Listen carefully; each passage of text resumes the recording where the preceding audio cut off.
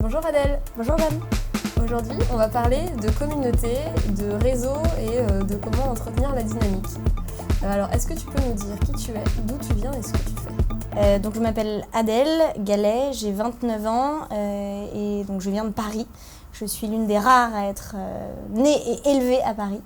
Et j'ai monté ici il y a 3 ans et demi avec 3 amis une association qui s'appelle Ticket for Change.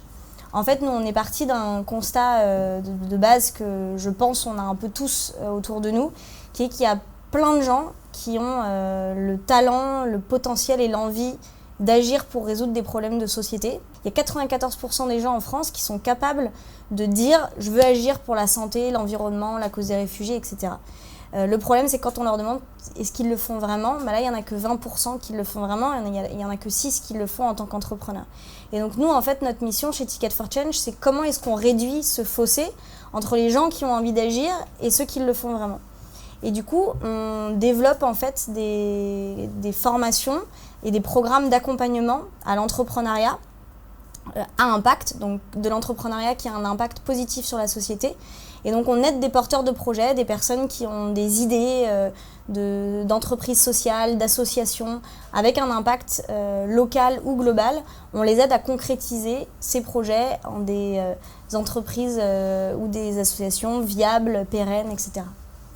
Ton équipe et toi, vous avez réussi à agréger un bon nombre de personnes autour de Ticket for Change. Est-ce que tu peux nous expliquer comment est-ce que vous y êtes pris ?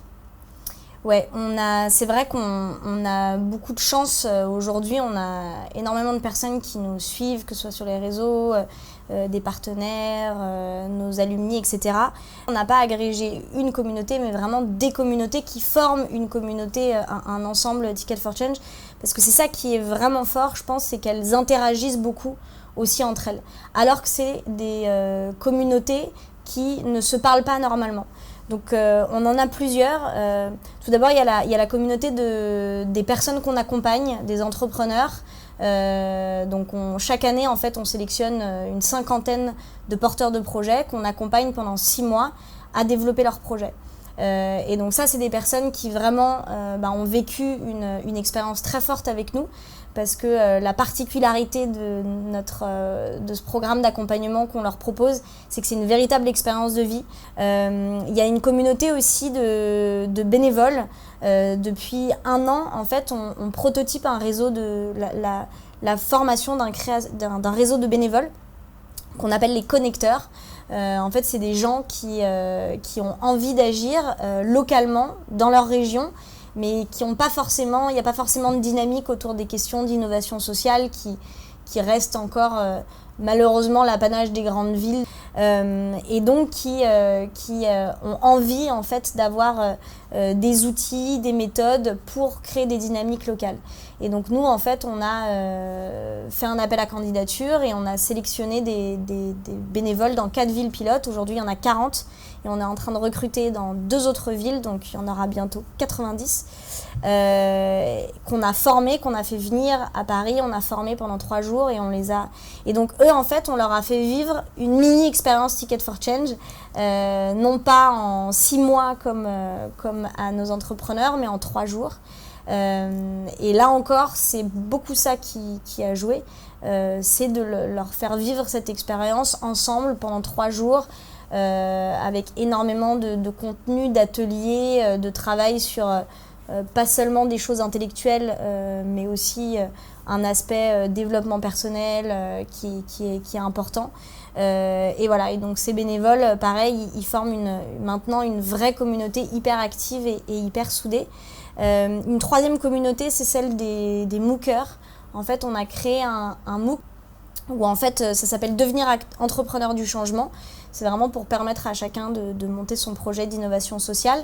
Et donc là, il y a 53 000 personnes dans le monde qui se sont inscrites dans 160 pays, et notamment beaucoup en France, évidemment. Et là, pareil, il s'est créé des choses incroyables. Il y a des gens qui se sont rencontrés, qui se sont mis à monter des projets ensemble. Nous, on a cet exemple, on a Kylia et Colline qui étaient à Toulouse. Il y avait Colline qui portait un projet, Kylia qui a fait le MOOC et qui a fini par quitter son travail en banque pour rejoindre le projet de Colline.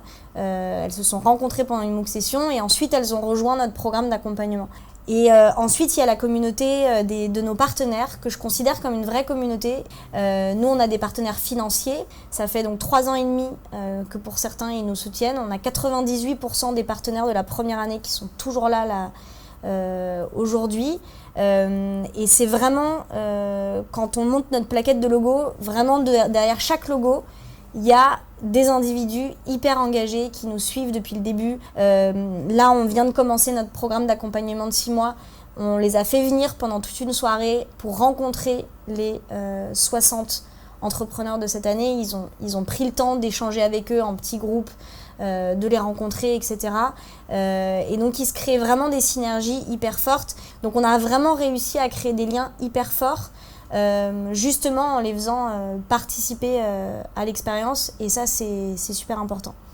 Voilà, donc nous on n'a pas une communauté, on a vraiment toutes ces communautés, et encore une fois elles interagissent énormément, c'est-à-dire qu'on a énormément de nos entrepreneurs alumni, donc qui sont passés par nos programmes, qui participent aux événements des connecteurs en région. Encore une fois, nos partenaires côtoient énormément nos entrepreneurs. Enfin, il y a plein de liens comme ça qui se créent. Les participants du MOOC viennent participer ensuite au programme d'accompagnement. Il y a plein de liens qui se créent, et c'est ça qui est important, je pense, c'est de faire parler ces gens qui d'habitude ne se parlent pas du tout ensemble pour créer une communauté qui dépasse un peu tous ces silos qui peuvent exister. Comment on s'y est pris Je pense qu'une des premières choses, c'est tout simplement d'avoir le culot, en fait, d'oser. Nous, on a fait appel à des gens dès la première année. On était 4 jeunes de 25 ans. On y allait au culot hyper souvent, quoi. On s'est démerdé pour trouver les mails de certaines personnes. On a envoyé une lettre à François Hollande pour qu'il soutienne, alors président de la République, pour qu'il soutienne le projet. On a fait pareil avec Macron l'année dernière. Et on a réussi à avoir dans notre premier programme d'accompagnement quelqu'un comme Emmanuel Faber, qui est DG de Danone, Pierre Rabhi, qui est le grand monsieur de l'agroécologie en France, Thierry Marx, chef étoilé, qui a monté une entreprise sociale autour de l'insertion par la cuisine. Voilà, des gens comme ça. Et la grande majorité de ces contacts, c'était du culot et de l'ambition. Je pense que ces gens-là, ils suivent parce qu'on leur propose un projet ambitieux. Et quel intérêt toutes ces personnes ont à rejoindre ces communautés ? Alors évidemment, ils ont plein d'intérêts différents selon les communautés, mais nous, on a un peu identifié des intérêts communs qui se retrouvent pour toutes ces communautés. Je pense que le premier, en fait, c'est agir, c'est-à-dire avoir un impact. En gros, toutes ces personnes, qui soient dans les grandes entreprises, que ce soit les entrepreneurs, que ce soit les bénévoles, en fait, ce qui leur importe et pourquoi ils nous rejoignent, nous, c'est parce qu'ils veulent avoir un impact positif auprès d'autres personnes par leur action. Après, il y a, je pense, une dimension de rencontrer d'autres personnes qui vont pouvoir, en fait, les aider dans leur parcours et rencontrer des personnes qui partagent les mêmes valeurs. En fait, ils ont une même problématique, c'est la solitude. C'est qu'il se sent seul dans son entreprise à porter les projets autour du développement durable, etc. Et dans son village, il ou elle trouve personne qui partage ces valeurs-là, etc. Et donc, en fait, c'est vraiment l'idée de rencontrer un groupe de personnes qui partagent ces valeurs et ces ambitions. Après, il y a la troisième chose, je pense, c'est s'inspirer. Il y a beaucoup de personnes qui nous rejoignent, qui sont là pour en fait avoir une dose je dirais même derrière inspiration, d'énergie en fait, d'espoir, de se dire ok, il y a des alternatives, il y a autre chose qui se passe, il y a des dynamiques, il y a des gens qui se bougent. Et enfin le dernier, je pense que c'est apprendre. Beaucoup viennent pour apprendre. Aujourd'hui, comment est-ce qu'on innove, nos partenaires par exemple, comment est-ce que des jeunes innovent dans leur secteur, arrivent à réinventer en fait la mobilité, l'habitat, l'emploi. Les bénévoles, ils viennent pour apprendre comment est-ce qu'on anime des événements, on anime des communautés, on crée des dynamiques autour de l'innovation sociale. Est-ce que tu utilises des outils ou des méthodes particulières pour garder le lien justement avec ta communauté ? Oui, on en utilise plein et en fait, c'est des choses parfois très bêtes. Il ne faut pas forcément aller chercher des nouveaux outils, des nouvelles méthodes. Enfin, en fait, souvent, les choses sont à portée de main et il suffit de bien les faire et de les faire régulièrement. Je pense qu'encore une fois, la méthode de base, c'est la régularité, le suivi.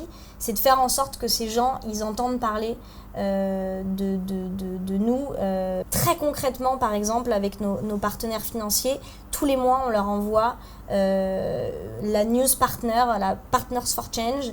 Voilà, on leur dit les nouvelles de nos entrepreneurs, les nouvelles de Ticket for Change, qu'est-ce qui va se passer dans le mois à venir, qu'est-ce qu'il faut retenir, etc. C'est tout bête, mais ça permet de garder vraiment le lien et qu'ils se disent « Ah là là, ça avance !» Il y a plein de nouvelles choses qui se passent et du coup, ils ont envie de continuer. C'est un peu comme un feuilleton. On fait la même chose avec nos bénévoles, avec nos entrepreneurs. Une méthode, enfin en tout cas un élément hyper important pour garder sa communauté, c'est aussi d'avoir une personne référente.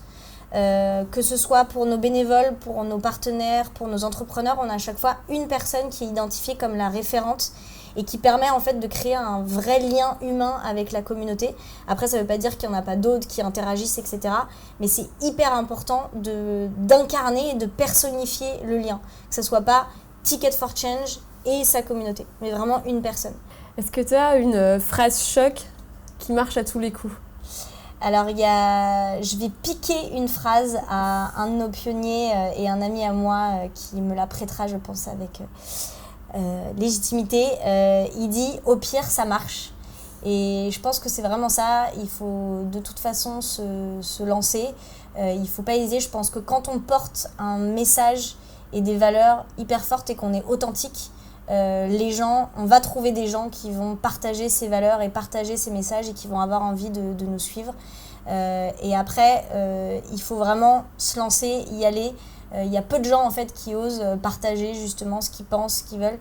Mais ensuite, on se rend compte qu'il y a énormément de personnes en France ou dans le monde qui partagent ça. Donc voilà, je pense que c'est lancez-vous et au pire, ça marche. Merci Adèle. Merci.